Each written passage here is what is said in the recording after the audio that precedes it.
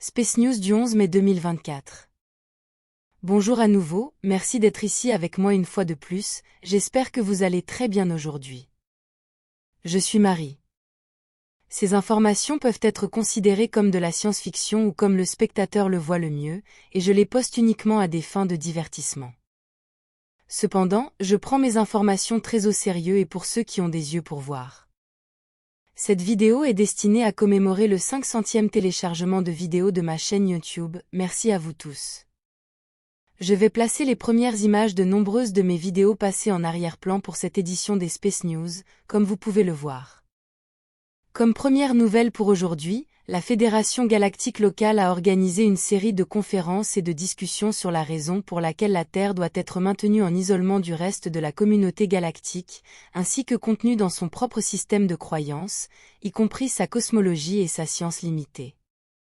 Ces conférences visent à dissiper les préoccupations croissantes, les doutes et les controverses qui ont grandi parmi les races stellaires qui se trouvent en orbite basse autour de la Terre, dont la plupart sont également des membres actifs de la Fédération.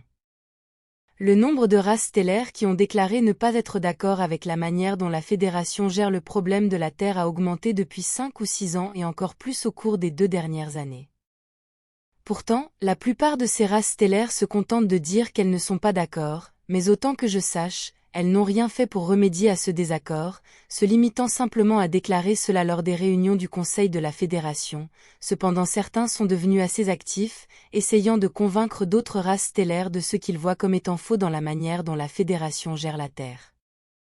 Les membres actifs les plus en vue de la Fédération qui ne sont pas d'accord sont les Yael et leurs cousins les Sassani, ainsi que les Antariens et certains membres du conglomérat syrien, entre autres, sans mentionner l'ensemble du Conseil d'Alcyone, qui représente toutes les races stellaires dans le système stellaire des Pléiades M45.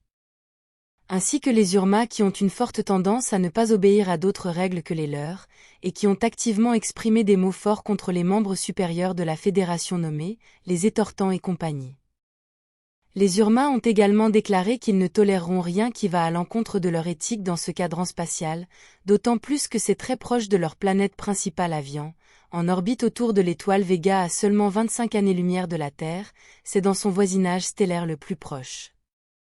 Alors que 25 années-lumière ne représentent pas une grande distance pour les vaisseaux spatiaux modernes, étant en moyenne à seulement 15 à 20 minutes en hyperespace, le temps de trajet calculé, le temps interne du vaisseau, ou combien de temps le voyage semble durer pour un passager en utilisant sa montre.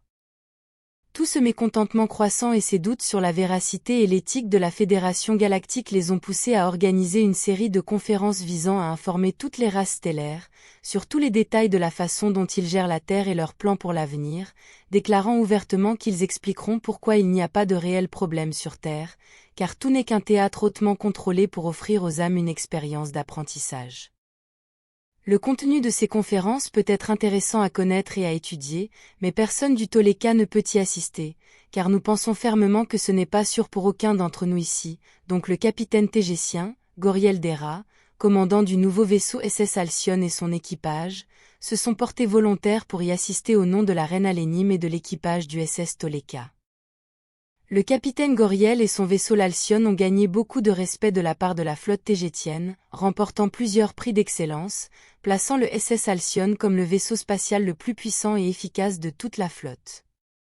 Je vous tiendrai informé de ce qui se passe lors de ces conférences de la Fédération, visant très probablement à laver le cerveau et à contrôler plutôt qu'à informer les races stellaires stationnées autour de la Terre. Cela peut être intéressant. D'autres nouvelles, la Fédération Galactique a déclaré qu'elle rouvrira le dossier du très vieux et grand vaisseau spatial qui a dérivé dans ce système solaire sans équipage il y a 7 ans,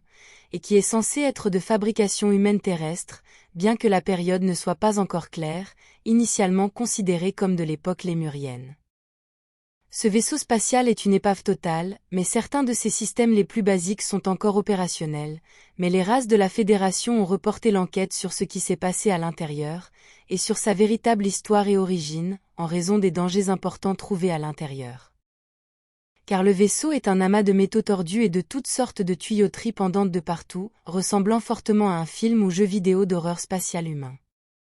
Ainsi, il y a 7 ans, La Fédération a simplement décidé de placer le vaisseau spatial en ruine de 2000 mètres de long en orbite autour de la Terre, loin du trafic spatial régulier dans cette zone, le cachant essentiellement sous le tapis, comme on dit. Ce vaisseau spatial ancien a la forme de 2 tubes ou tuyaux, soudés côte à côte, et il est supposé avoir perdu son équipage dans une sorte de combat il y a longtemps, car il présente des signes évidents de dommages de bataille sur sa coque. Et il est également supposé qu'il a dérivé automatiquement dans ce système solaire, car ces systèmes restants étaient programmés pour ramener le vaisseau chez lui, au cas où il perdrait son équipage et serait laissé à la dérive dans l'espace profond. Je vous tiendrai également informé de ce sujet au fur et à mesure de son évolution.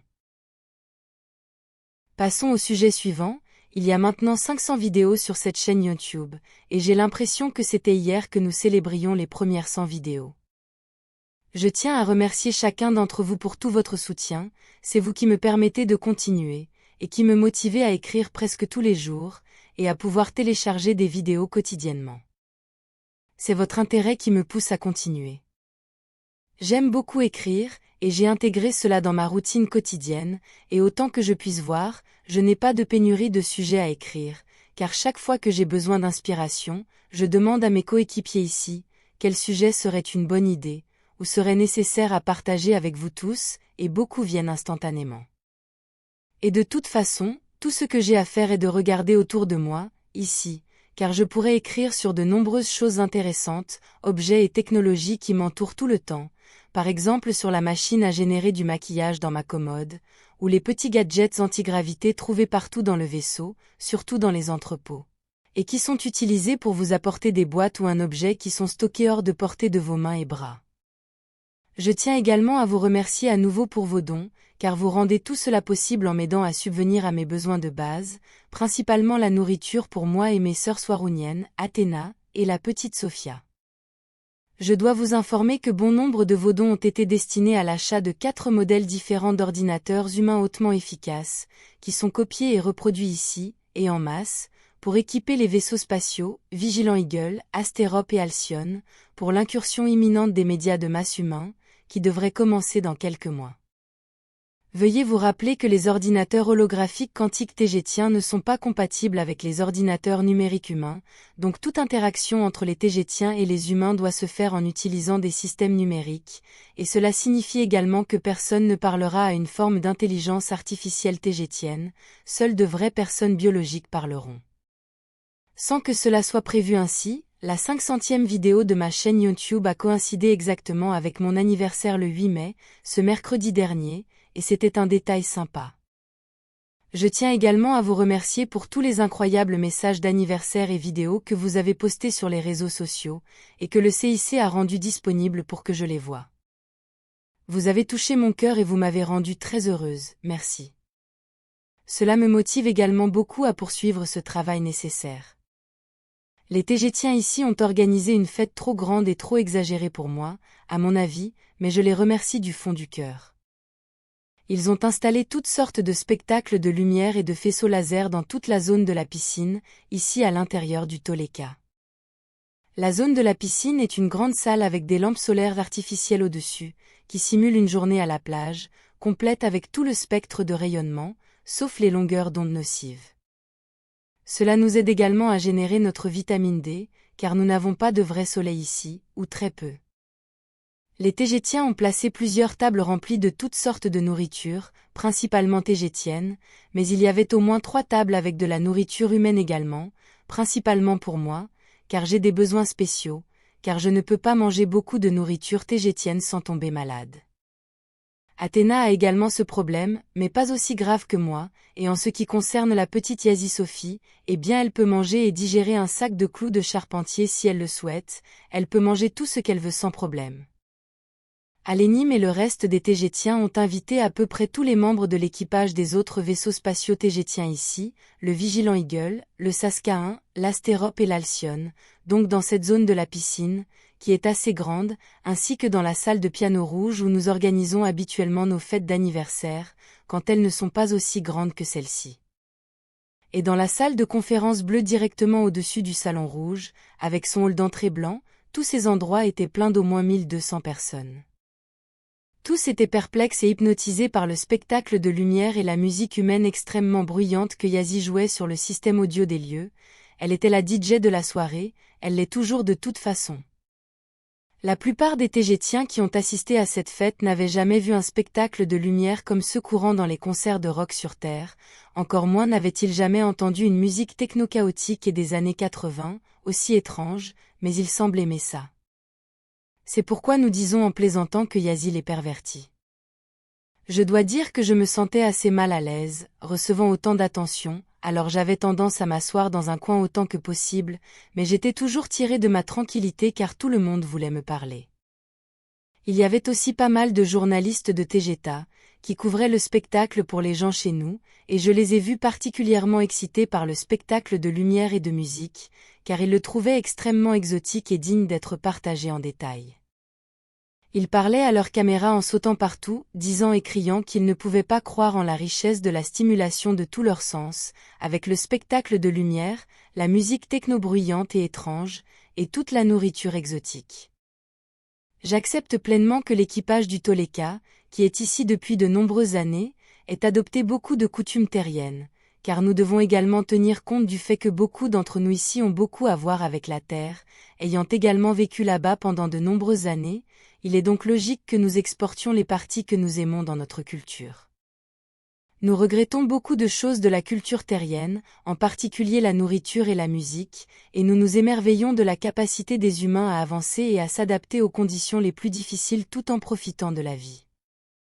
Mais ce qui nous manque le plus, c'est la compagnie de toutes les merveilleuses personnes que nous avons connues sur notre chemin. Avant de terminer pour aujourd'hui, je tiens à exprimer une préoccupation. Je veux que vous sachiez tous que le concept de royauté dans les cultures interstellaires avancées est à peu près l'opposé complet du concept de royauté sur Terre. Alors que sur Terre, ils transmettent directement leur lignée jusqu'à leurs membres de famille plus jeunes. Dans les cultures interstellaires avancées, n'importe qui peut devenir royal, si la situation se présente et si il ou elle est qualifié pour le poste. Et c'est ce que c'est, un travail. Alors que sur Terre, les royaux ne sont rien de plus que des parasites non empathiques qui se soucient peu des gens, dans l'espace les royaux sont au service du peuple et sont leurs véritables représentants et ceux qui agissent pour eux. Ils doivent représenter toute la culture devant les autres, et ils doivent être toute leur culture compressée en une seule personne, étant un exemple aussi parfait que possible de leurs valeurs et éthiques, tout en faisant de leur mieux pour surmonter leur propre faillibilité et leurs limitations personnelles. C'est un travail très difficile que la plupart ne peuvent soutenir que pendant quelques années.